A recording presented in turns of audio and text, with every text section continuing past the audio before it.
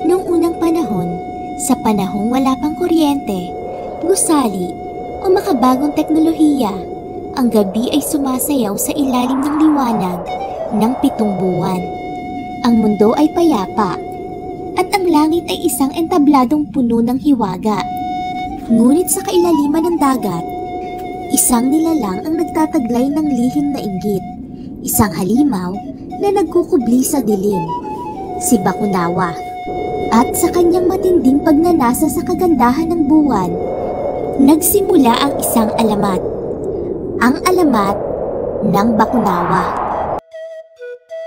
Noong unang panahon, bago pa man nagkaroon ng mga lungsod at makabagong kabihasnan, ang langit ay may 7 buwan. Sila'y magaganda, makikintab, at nagbibigay liwanag sa buong mundo tuwing gabi. Tuwing gabi, ang mga tao sa lupa ay lumalabas upang pagmasdan ng kanilang liwanag. May mga nagdarasal, may mga nag-aalay, at may mga umaawit bilang pasasalamat sa mga biyaya ng kalikasan. Ngunit sa ilalim ng karagatan, may isang nilalang na hindi nasisiyahan sa kagandahan ng mga buwan. Siya si Bakunawa, isang dambuhalang serpiente o dragon ng dagat na may makakapal na kiliskis, matatalas na pangil, at mapupulang mata. May mga nagsasabing siya'y dating isang diwata ng dagat, maganda at mapagmahal sa kalikasan. Ngunit dahil sa labis na paghanga at pagkainggit sa liwanag ng mga buwan, siya'y unti-unting nagbago. Araw-araw, si Bakunawa ay lumulutang sa ibabaw ng dagat at pinagmamasdan ang langit. Napakagaganda nila. Bakit sila nasa langit? At ako'y itinatago sa kailaliman. Hanggang isang gabi, hindi na niya napigilan ang kanyang damdamin.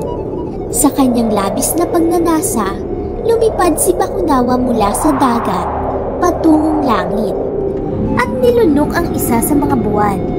Nagulat ang mga tao sa biglang pagdilim ng gabi. Nanalangin sila sa mga Diyos at nagsindi ng apoy upang iwaksi ang dilim. Ngunit hindi ito natapos doon. Araw-araw, si Bakunawa ay bumabalik sa langit upang lamunin ang mga buwan hanggang sa 6 na buwan ang kanyang nawala at isa na lamang ang natira. Sa sobrang takot ng mga tao, nagkaisa sila. Sa tulong ng mga babaylan, mga mambabarang, at mga mandirigmang pinili ng mga Diyos, gumawa sila ng mga tambuli, palakol, at malaking tampol.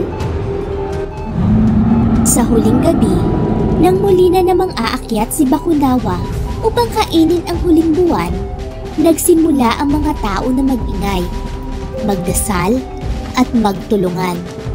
Pinalo nila ang mga tambol, pinatunog ang tambuli, at sumigaw ng sabay-sabay upang takutin ang halimaw. Nagulat si Bakunawa sa lakas ng tunog at galit ng mga tao. Hindi siya nakalapit sa buwan. Sa kanyang pagkatalo, bumagsak siya pabalik sa dagat, sugatan at puno ng galit. Mula noon, hindi na muling nakita ang Bakunawa sa kalangitan. Sinasabing nananatili pa rin siya sa kailaliman ng karagatan. Naghihintay ng pagkakataong muli siyang aakyat upang kainin ang buwan. Kaya tuwing may eclipse o pagkakain ng buwan, naniniwala ang matatanda na sinusubukang kainin muli ng Bakunawa ang buwan. Kaya nga't nag-iingay pa rin ang mga tao, nagsisigawan, nagsisindi ng apoy, at tumutugtog ng mga instrumento upang takutin siya at mapigilan sa kanyang balak. Aral sa kwento, ang inggit ay maaaring magbago ng puso at pagkatao ng isang nilalang. Ang pagkakaisa ng mga tao ay kayang pigilan ang anumang kasamaan. Sa bawat dilim, laging may paraan para muling dalhin ang liwanag. Thank you for watching. Please subscribe.